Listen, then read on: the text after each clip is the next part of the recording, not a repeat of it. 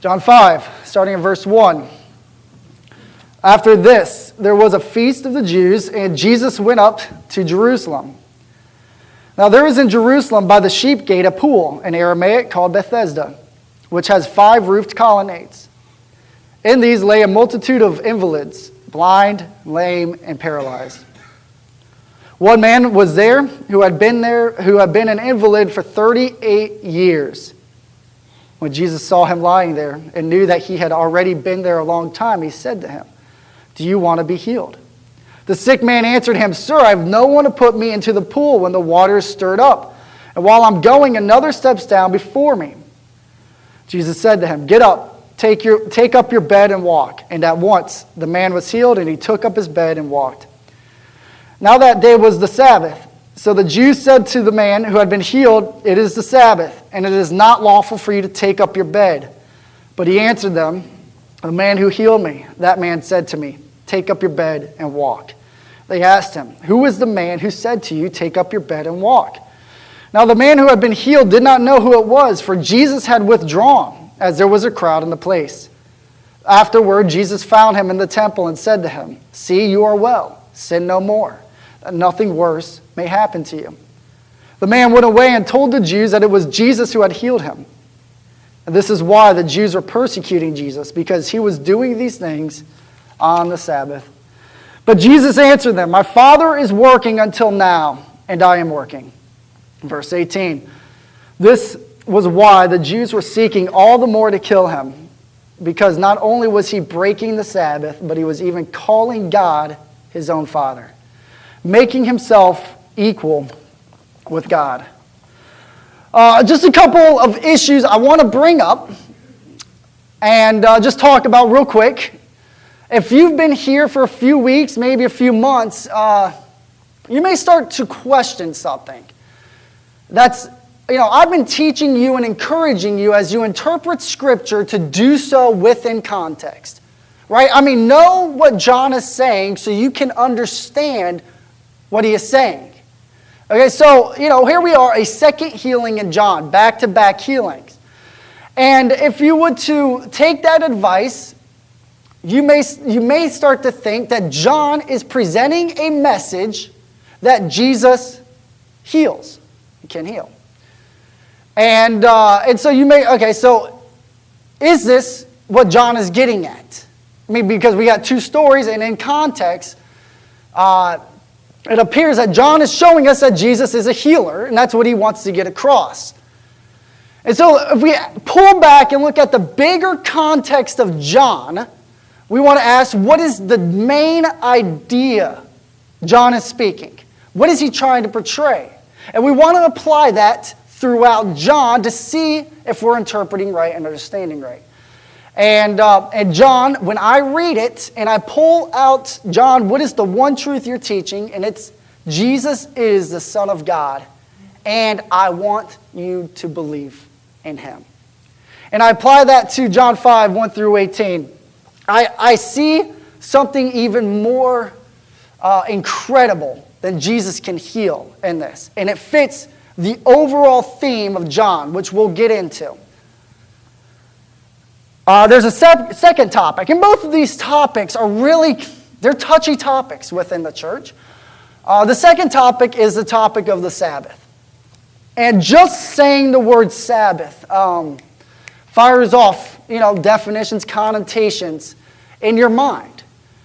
And today it's not my intent to preach a sermon on healing or my intent to preach a sermon on the Sabbath. Now we will speak about these things, and I will tell you what I know about Jesus.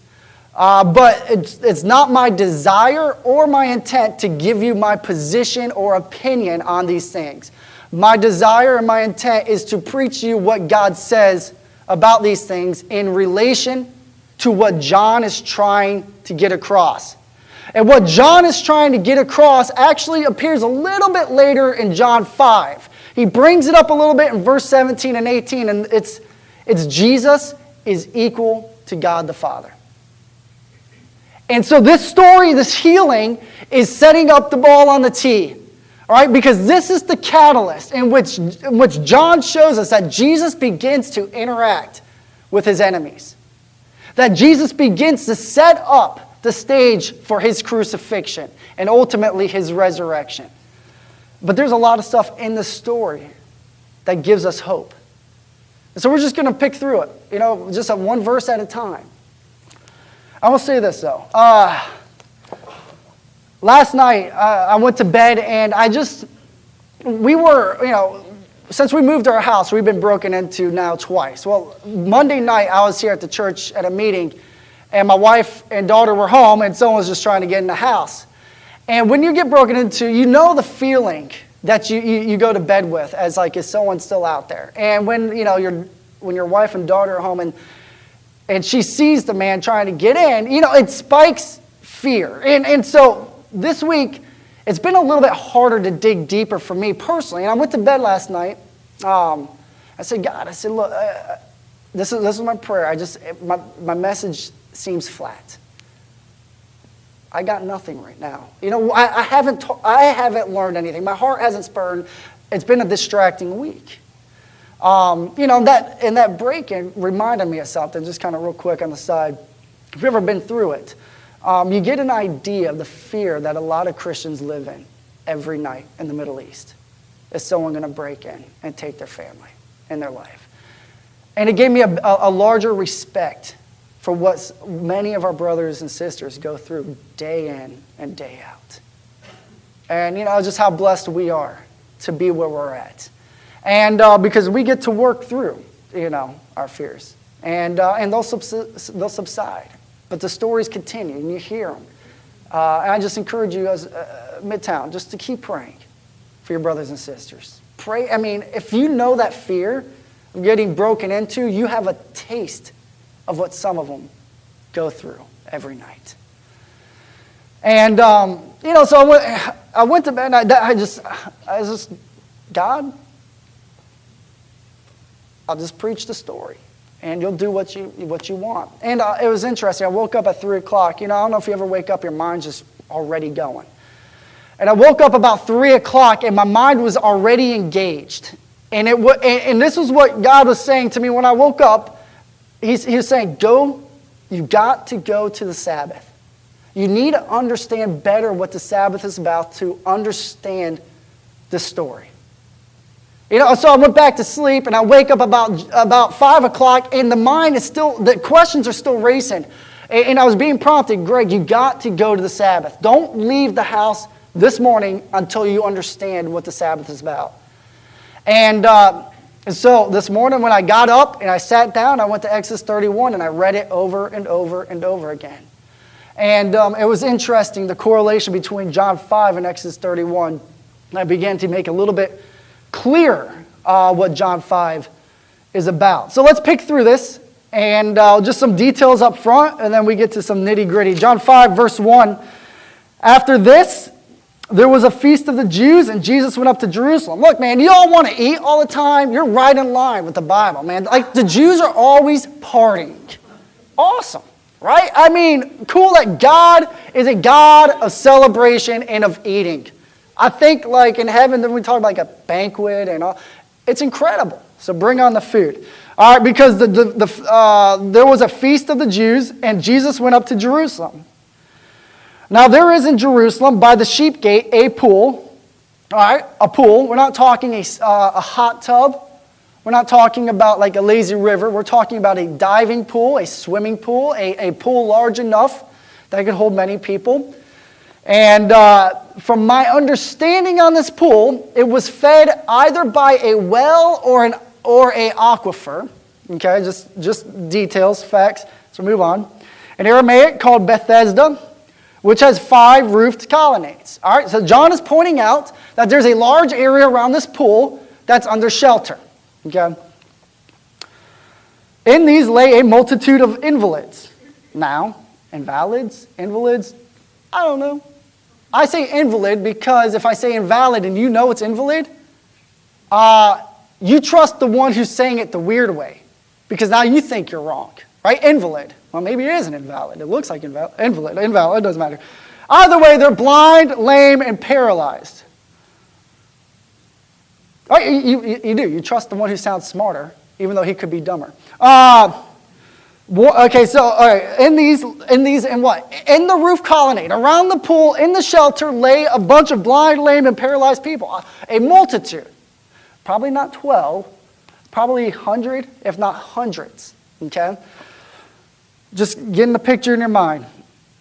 From verse 3 to verse 5. One man was, whoa. Do you see that? Where's verse 4? It's just gone. There's no verse 4. Unless you got the King James Version. Interesting. My verse 4 is in my editorial notes at the bottom. Let me read verse 4 from the bottom. For an angel of the Lord went down at certain seasons into the pool and stirred the water. Whoever stepped in first after the stirring of the water was healed of whatever disease he had. What happened to verse 4? It's gone in mine. It might be in yours. Most major translations don't have it. Okay? The reason is this. Because the oldest text of the New Testament, when the ESV editors went out and looked, it wasn't there. All right, which led them to believe that it was inserted as an editorial note to explain verse 7. Because verse 7 is kind of weird. And so it's there possibly to explain verse 7. But here's the thing. It doesn't add or doesn't subtract the truth. It adds details and facts to better understand the situation. I'm okay with it there or with it not there. The reality is this. Something crazy happened in the water. Sounds like Carrie Underwood. What's that song she sings? Can we play it, Mark? Maybe next week. All right. There's something in the water. Oh, man.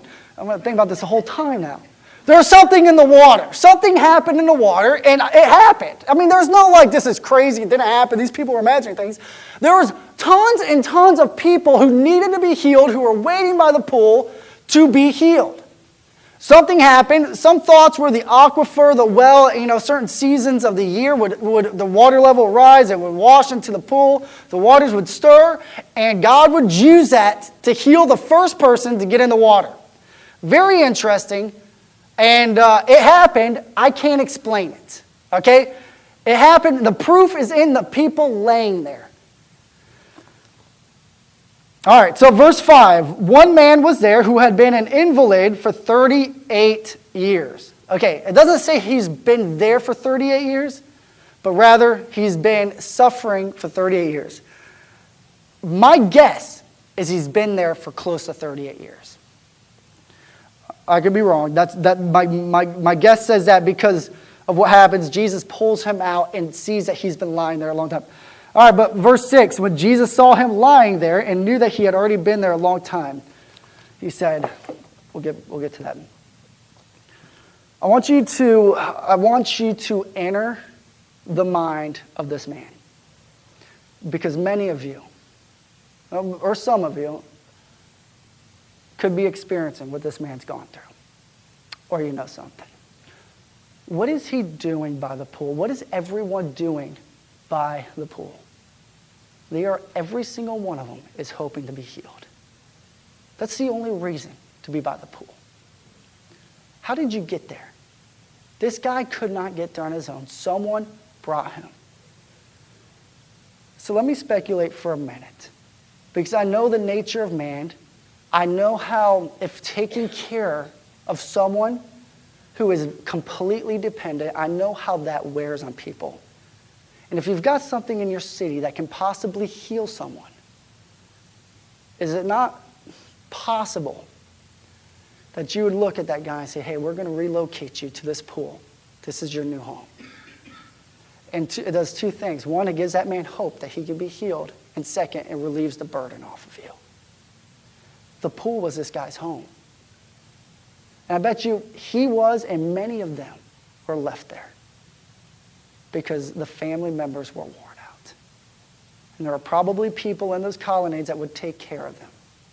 God-fearing people who loved. I don't think the family members for 38 years lived there with the man. Wouldn't make sense. Maybe for the first year they came back and forth. Now look, I'm just speculating, but if you look at human nature, and you look at, In our culture, you just can't abandon someone like that, but back then, you could drop someone off and leave. It's quite possible. That's all I'm saying. This guy had no one to put him in the pool. Tells me he was left there. No one cared. Let me come back to that. When Jesus saw him lying there, knew he had been there a long time. He said to the man, do you want to be healed? Just don't blow through these details. 38 years. I don't know if he was born an invalid, if an accident happened. He's been there a long time. And he watched water stir one time after another. And apparently he can use his arms because he can creep his way to the pool. Because he says, every time I try to get there, someone beats me to it. But he has no use of his legs. How would you feel if year in and year out, you knew the answer to your well-being lied in the water, but you relied on someone getting you there? And each time, you were overlooked. How would you feel if your family members knew that that water could heal you, but they never showed up to bring you into the water? Hopeless? Lack of joy? After 30-some years, my guess is this. This is my life. I accept it. My life and my home is by the pool.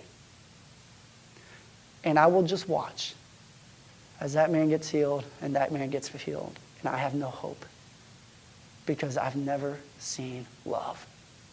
Nobody loved me enough to get me into the water in time. For 30 years, this man was left alone. Well, now look, I'm not there. I can only put the pieces together with what I have. But he says there's been no one to bring me to the water.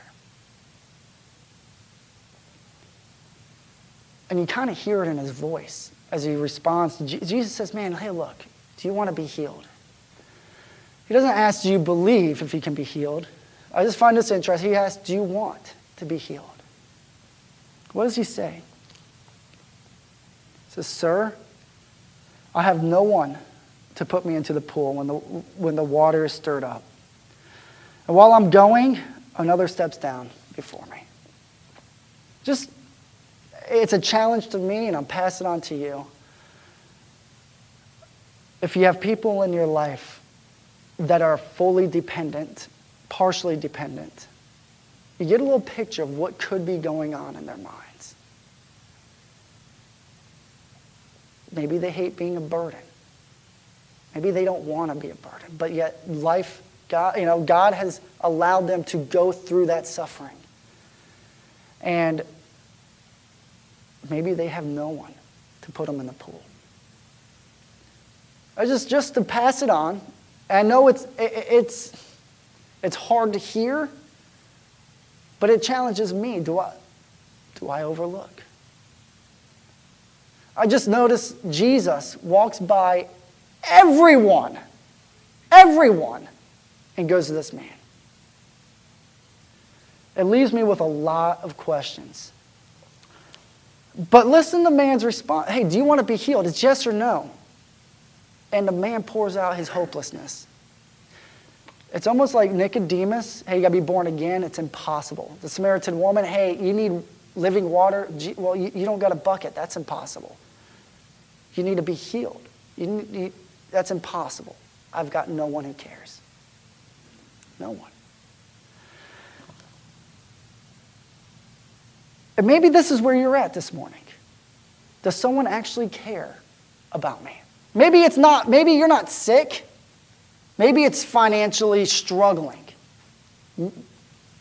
I don't know what it may be, but you have that. Does anybody care? And something that shines forth from this story is that Jesus, he had such compassion on this man that he walks over every other invalid to get to him because he cared. And the man says, no, He ultimately says, no, I don't believe I can be healed. But Jesus hears in his voice, he wants it. He just doesn't, it's not possible. I've given up. This is my life. This is where I stay. This is what I do. He wasn't expecting what was about to come. This, Jesus says to him, get up, take up your bed and walk. And at once, the man was healed and he took up his bed and walked. Look, right? I mean, you read through that and you're like, okay, that worked, cool, you move on. Understand something. Just 5 seconds before, this man says, I don't believe I will ever walk again. I have no one to get me to the water. And John has been showing that Jesus does the impossible in us. That Jesus is the one who brings life to dead souls. And even in this man's lack of belief, Jesus commands him to take up his bed and walk. It bypasses, the command of Jesus bypasses his brain, his cognitive thinking, his central nervous system, and his cells react. The cells of this man who were out of order and chaos react and come together despite the man's ability to think his way into walking. Jesus in the storm, he calms it with his voice. You see, when Jesus, the life giver, speaks life into a person, that person cannot resist. His ability to think was shut down, and he just got up because Jesus himself commanded his body to get up, and he started walking. Now, okay, follow me here, right? I mean, because this man did not believe he would ever walk. What enables him to get up and just start walking? Did he okay, well, I think I can try. The voice of life spoke into him and rearranged these cells without any physical therapy, without anything. And the man instantly got up and he started walking. Here's what I know about Jesus in healing. He can heal. He can speak life into your body and bring about healing. That's what I know about Jesus. And I know I've heard story after story. And that's what I believe. Despite this man's belief or unbelief, he was healed. Because Jesus had something he had to show some people. This is awesome because look at this. What does he do? It almost gets comical because he goes, get up and walk. Where? He has no home. The home is right there by the pool. So I looked this up in the Greek. It literally means to walk around, to show that you have the ability. He tells this man, get up, try out those new legs of yours. Show them off. And apparently, the guy picks up his bed and just starts walking around. And the Jews notice he's carrying his bed. I don't think he's going anywhere. I just think he's just walking around. His home's right there. I think he's just walking around the pool. And Jesus scoots because everybody in those colonnades wants to be healed. And they saw that he was healed, and they believe that Jesus who healed him could also heal them, so Jesus gets out. This is where I don't have answers. Why doesn't Jesus heal the multitude? Especially now that there was evidence that the healer himself was in their midst, and people saw it. And that people would believe that he had the ability to heal. I don't know, but I do know Jesus had a purpose in this man. Get up, take your bed, and walk around. Just walk. And he just does it. Just starts walking. And now it almost sounds like we're turning a corner. Because John goes, now that day was the Sabbath. Now that day was the Sabbath. Now, back 2,000 years ago, that would have been like the climactic sentence. That would have been the punch. That would have been, he did what? He commanded this man to pick up his bed and walk on the Sabbath? That day was the Sabbath. So the Jews said to the man who had been healed, it is the Sabbath, and it is not lawful for you to take up your bed. But he answered them, the man who healed me, that man said to me, take up your bed and walk. So the Jews, who have absolutely no care in their mind, in their hearts for this man, says, you're breaking the law. What are you doing? They knew he's been laying there for a long time, and they don't care at all about the fact that he was healed. They care about the fact that he's breaking their law. I can't help myself, man. The man who healed me just like, show off your legs. Look at them, man. They're great. Should have wore shorts today. You know, I mean, he's out there and he's showing off his legs, and he's excited. And we have some people coming in to stifle. Nope. Put it back down. Drop your bed and get back on it. And this is just, I mean, when people without God and don't know love, follow the written law in the Old Testament, but have no God behind it, they end up just putting people back to where they don't belong. Sir, you belong on your bed. It's the Sabbath. Don't pick it up. No. And this man says, look, man, he who healed me, that man said to me, take up your bed and walk. They asked him, well, who's this man who said to you, take up your bed and walk? Because we're the moral police, and we're going to go stop that man. Now the man who had been healed did not know who it was, for Jesus had withdrawn, as there was a crowd in the place. Afterward, Jesus found him in the temple and said to him, okay, you need to note these next 4 words. See, you are well. And then he says, sin no more, that nothing worse may happen to you. I can't touch that today. Because that is such a loaded command from Jesus. I just can't go there today in the concern that I would itch something that is, you're going to itch all week. So next week or the following week, we're just going to talk about that phrase that John brings up twice. And sin no more, that nothing worse may happen to you. Because probably out of all this, you probably hover over that verse and, maybe you a little scared. Like, what can be worse than being paralyzed from the head down?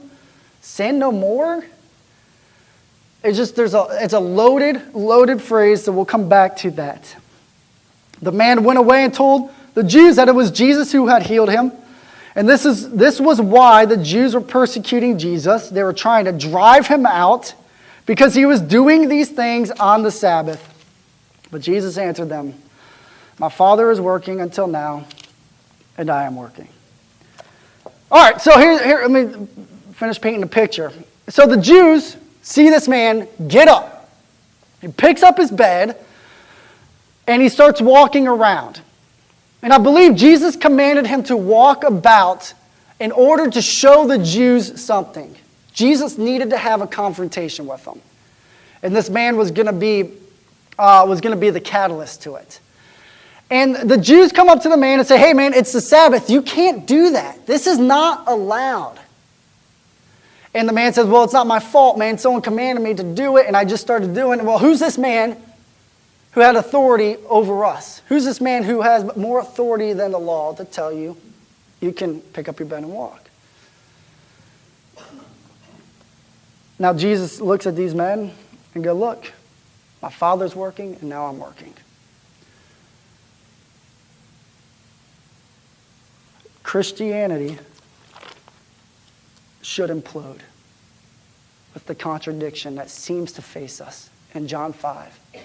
And what we know about the Sabbath. In Exodus 31. It should, but it doesn't. I mean, Jesus commands a man to break the Sabbath. And he himself tells the Jews, my Father and I are working today.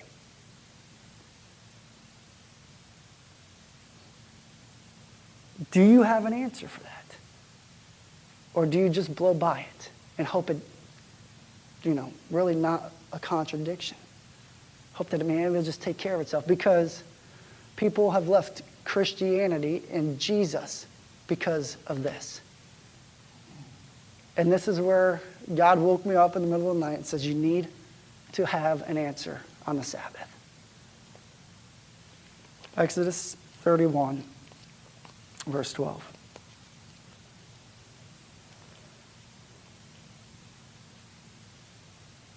Did Jesus break the Sabbath or not? So I brought this topic up to a couple of guys this morning. And I asked them, just when I say Sabbath, what is the purpose of the Sabbath? And they said what I thought as of this morning, and that was, it's a day of rest. It's a day to set aside and to worship God and to rest. And so I want to approach it with the utmost care. This is not a message on the Sabbath. It's not a message on my opinion of what the Sabbath is about and what you can do and not do. It's not really, to me, an issue that is worth spending a Sunday on discussing, because I think what's happened is we hear the word Sabbath, and we've heard so many messages on our limits on what we can do and what we can't do, and that it's a day of rest, and therefore you can fish, but you shouldn't make money. And we put the cart before the horse. And I'm going to show you here in a minute. And so it's just my desire not to aid that, but to show you the purpose of the Sabbath. And not to enter into a discussion on what we can and cannot do on the Sabbath. Part of me leaves that between you and God. And I go to Romans 14. As your belief and your faith in God will lead you in a direction in how you should honor the Sabbath, where others would lead them in a direction how they would want to honor the Sabbath and worship the Lord. That's between you and God, what you do. I'm trying to find the correlation here, and I'm trying to find the answer. Did Jesus break his own Father's commandment or not? In Exodus 31, the answer's there. It takes several times reading it to find it. And the Lord said to Moses, so God said to Moses, you are to speak to the people of Israel and say, above all, everything I'm telling you, above all, this is the most important, right here. You shall keep my Sabbaths. Okay, just identify what's going into your head right now. Right? Because you probably have already defined what keep means. As in, you should not work. Just identify that. Because I want to just show you, when you're bringing something to the table, when God hasn't said it yet. He said, keep my Sabbath. Come. For this is a sign between me and you throughout your generations, that you may know that I, the Lord, sanctify you. Okay, what is the purpose of the Sabbath? Let me read to you that verse again, because the purpose is stated very clear right there. And just remember, who is God talking to? The nation of Israel. Remember the cultural context. For this is a sign between me and you throughout your generations, that you may know that I, the Lord, sanctify you. I pull you out. I make you holy. I do that. You don't do that. And the Sabbath serves as a sign to that. That is the purpose of the Sabbath. The purpose of the Sabbath is so that we can remember, or that let me be very specific, so that the Israelites could remember that God was the one to rescue them from slavery. I am the one who sanctify you.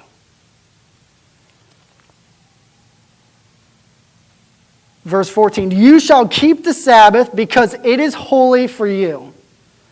Jesus goes on, everyone who profanes it shall be put to death. Whoever does any work on it, that soul shall be cut off from among his people. 6 days shall work be done, but the seventh day is a Sabbath of solemn rest, holy to the Lord. Whoever does any work on the Sabbath day shall be put to death. All right, so the question that the Jews bring up about this man is, he's working. And Jesus told him to work. Okay? And here's what I believe. You step in the wrong direction and you follow that first step, you end in the wrong place. Because who said picking up your bed and walking around is wrong? But this is the insanity of trying to adhere to every law in the Old Testament when it wasn't designed for you to adhere to. It's, all right, so I don't work on the Sabbath. Okay, that's what that says. How far do I go? The Jews went so far as to say you can't even make your bed. Just to show you, logically speaking, the Jews are using their mind to figure this out, that they've gone so far as to say, "Guy, you cannot carry that bed around. We should be killing you right now." 6 days shall work be done, but the seventh day is a Sabbath of solemn rest, holy to the Lord. Whoever does any work on the Sabbath day shall be put to death. Therefore the people of Israel shall keep the Sabbath, observing the Sabbath throughout their generations as a covenant forever. It is a sign forever between me and the people of Israel that in 6 days the Lord made heaven and the earth, and on the seventh day he rested and was refreshed. The purpose of the Sabbath is it is a sign of what God did to the nation of Israel to sanctify them. The sign is this: God created the heavens and the earth in 6 days, and on the seventh day he rested. The sign is worked out in my life personally by me taking a day off. When I take that day off, I remember what God did for the Israelites, and I remember what he did for me. What does this have to do with John 5? John 5 says this.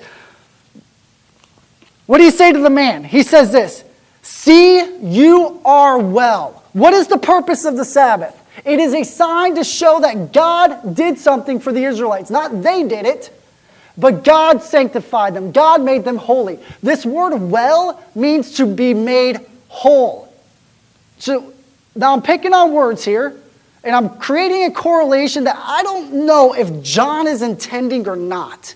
But I do want to answer the question, is Jesus breaking the Sabbath or not? The purpose of the Sabbath is a sign to remember what God did for the nation of Israel as he sanctified him. Jesus tells this man, "See, look what I did as I made you whole." Jesus is fulfilling the Sabbath in this man's life.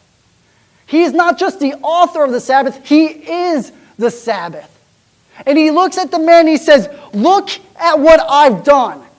And I did it on a day that is designed for you to remember what God has done for the Jews." So with everything I am, I say Jesus did not break the Sabbath, but he fulfilled it. But in the eyes of men who don't know God and take laws to the furthest extreme, they see a man who is flexing his muscles and sweating because he's carrying his bed around and says, "You're working." You broke the law. And Jesus says, no. He's walking around remembering what I did for him. He's looking at his body. He's trying out his new legs. He's living in the celebration of life. For me, that's what I want for my family. When we take our day of rest, is I want us to remember that God did the impossible for me. That through his Son, he called me his child. He made a covenant with me never to abandon me and my wife and my daughter. That I am his. It is a sign of remembrance. I think a lot about the rainbow as a sign, remembering that God saved mankind from the flood. So I'm just bringing this up to not to enter into a debate of what we can and cannot do on the Sabbath. I personally think that's the wrong direction, right? I mean, it sounds right, but we end up too far off in the wrong direction. I bring this up to remind you that the Sabbath was a sign for the Jews to remember who God was. And then you read Hebrews, and you get all confused about what the Sabbath is, and you realize Jesus is rest. He is the rest.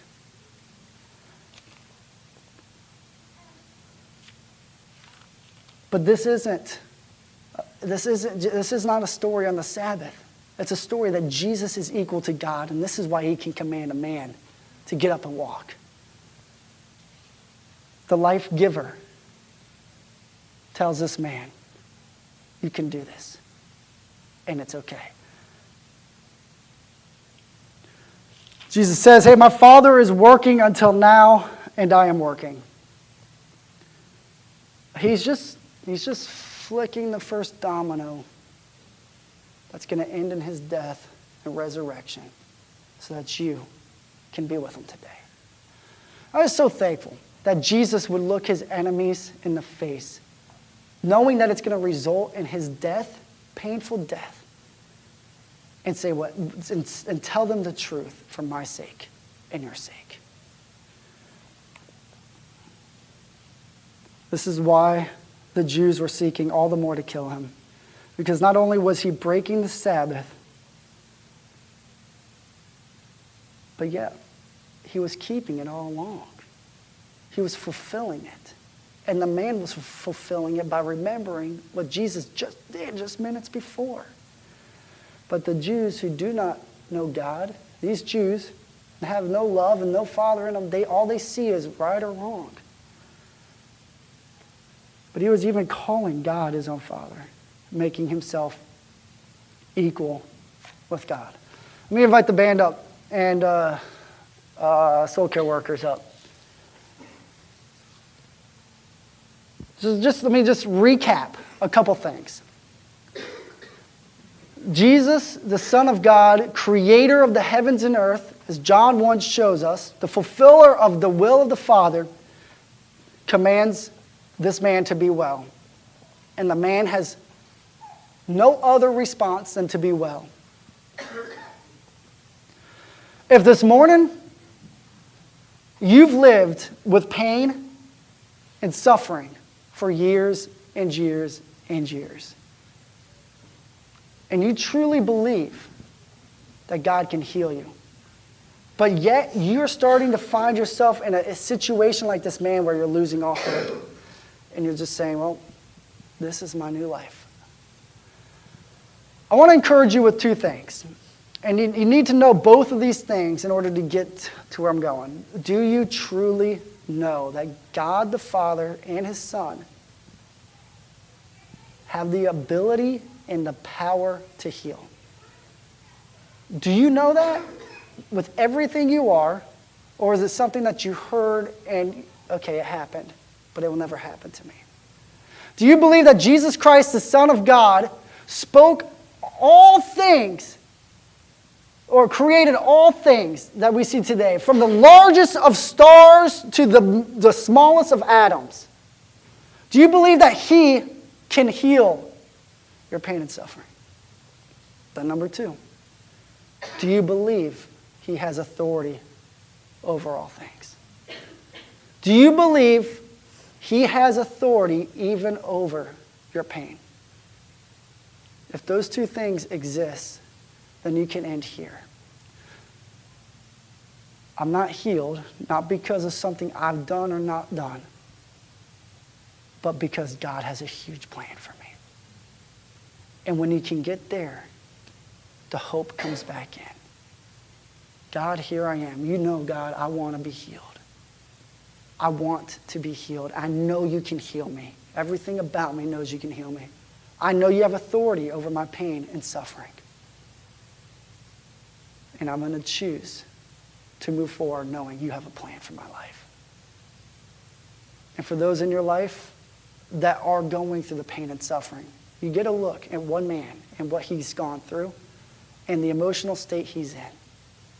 I just encourage you, how would you love that person? Soul care workers are up here. they're wanting to pray with you if you do have that pain. Maybe it's emotional pain, physical pain, I don't know. But you know what you're going through. They're here to pray with you. And look, if my comments on the Sabbath are causing unrest in you, no pun intended, let me talk with you, okay? I know, man, it's a heated topic because one guy says one thing about what you can do, another guy says another thing, and I'm saying I don't want to even enter into that. I just want to remind you what the Sabbath is about, and that the Lord of the Sabbath cannot break the Sabbath as he points people to himself.